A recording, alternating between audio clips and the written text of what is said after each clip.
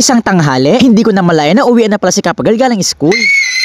Oh, bakit Kappa Girl? Bakit parang saya-saya mo? Anong meron? Kasi po, Tito Dogs, tignan mo. Naka-perfect ako sa assignment. Naka-perfect nga pala si Kappa Girl sa math. Ayan o, si Teacher Jessica ang nag-check. Wow, ang galing mo naman Kappa Girl. Naka-perfect ka sa math. Syempre, Tito Dogs, dahil mana ako sa'yo. Kapag lagi perfect si Kappa Girl, meron siyang reward sa akin. Ito pala yung dalawang lagi niya hinihiling sa akin. 80 pieces na pencil at binili concert ticket. Kaya alam ko kahit ano mapili ni Kappa Girl dyan ay masaya siya. Ayan dito nga ay nakapili na siya. At napili niya ay... Wow, 80 pieces sa pencil. Tito Dogs, bili mo na ako nito. Matagal ko nang gusto to kasi ipapamigay ko sa mga classmate ko dahil honor ako. Dahil mabait akong tito at honor naman si Kappa Girl. At maganda naman ang hangarin niya dahil pamimigay niya to. Dahil mabait siya, mana siya sa akin, bumili ako na 80 pieces na pencil. Kaya naman mga kadigot, tara, unboxing na natin.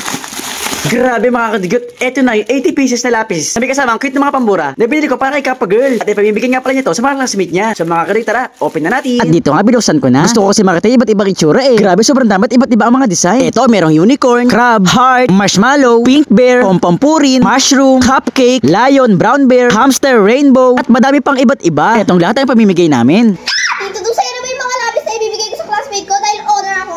Okay, Tito Dogs, ilagay mo na yan dito sa bag ko. Ito nga, pamimigay na namin. Kaya naman yung tiyuti ko na nilalagay ito sa bag ni Kappa Girl. Sigurado ako matutuwa ang mga classmate niya dito. Dahil magagamit talaga nila to. Ayan, ito nga, nailagay ko na lahat. Okay na Kappa Girl, pwede ka na pumasok sa school at pamigay mo na sa mga classmate mo yung lapis. Okay, Tito Dogs, ngayon, papasok na ako sa school. Papamigay ko na to sa mga classmate ko. Bye!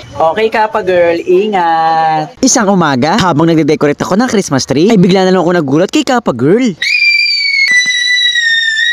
Wow, ang ganda naman ang Christmas tree natin, Tito Dogs. Kaya pala siya napasigaw. Ay sobrang naganda siya sa Christmas tree namin. Kaso, Tito Dogs, feeling ko may kulang pa. Ha? Sobrang dami nito. Anong kulang?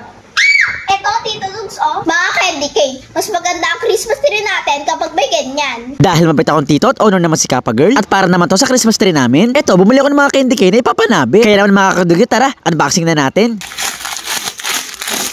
Okay, so mga kadigot, eto na ang ating mga candy na panabit sa Christmas tree. Eto yung tali, meron ding joy, meron akong candy, lollipop, meron akong Christmas balls, at iba't ibang shape pa ng mga Christmas candy. Kaya naman mga kadigot, tara, kabit na natin. At dito nga, isa-isa ko na kinakabit itong mga candy cane. Habang kinakabit ko nga, unti-unti ko na napapansin na paganda itong Christmas tree namin. Mas madami nakasabit pala, mas maganda. Tenen, eto nga at finish na. Mas lalo nagkabuhay itong Christmas tree namin. Bagay na bagay kasi yung kulay ng mga candy na kulay red at white sa Christmas tree namin. Dito sa lugar namin kami ay mayroong pinakamagandang Christmas tree. At syempre, mas maganda to kabubuksan natin ng Christmas light. O diba, sobrang ganda. Sigurado ako matutuwa si Kappa Girl pag nakita niya to. Wow, Tito Dogs, sobrang ganda na ng Christmas tree natin. May mga candy cane na. Siyempre naman Kappa Girl, di ba ikaw requirement na magdagdag tayo ng candy cane? Ayun, sobrang ganda na nga. Okay, Tito Dogs, dahil hindi ko naman mabubuhat tong Christmas tree. Papasok na lang ako sa school. Kwento ko na lang sa mga classmate ko anong nangyari. Bye! Okay Kappa Girl, ingat.